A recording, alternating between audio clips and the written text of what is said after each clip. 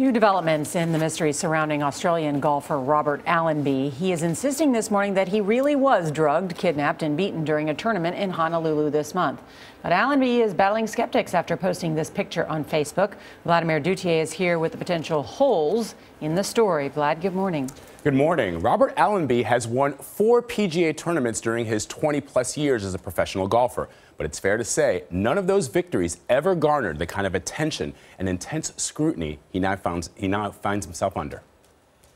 I was a victim, and all of a sudden you're putting all the blame on me.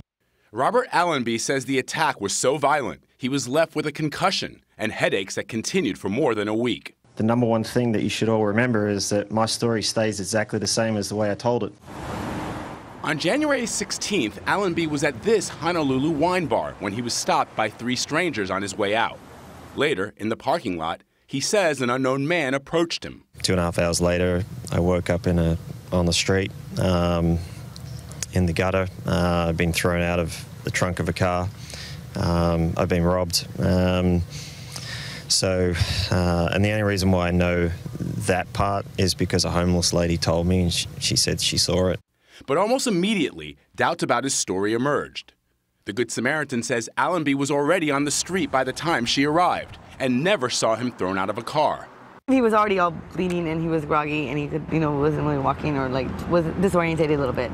Rex Hoggard, senior writer for GolfChannel.com, spoke to 2 other homeless men who found Allenby around 1:15 a.m., passed out on the curb.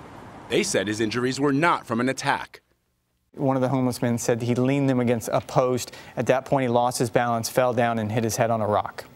And around midnight, Allenby was reportedly seen drinking at a strip club about a mile away with a group of men. One of the people I spoke to at the club, he identified himself as the manager, and he said that Robert ran up a $3,400 tab. Allenby says police, not reporters, should do the investigating. He insists he was drugged.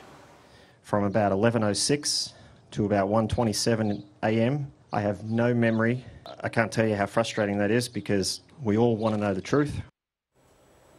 Now, according to Hoggard, Allenby's wallet was stolen and more than $20,000 in fraudulent charges were put on his credit card. Honolulu police reportedly are investigating the case as a robbery, but not as an assault or a kidnapping.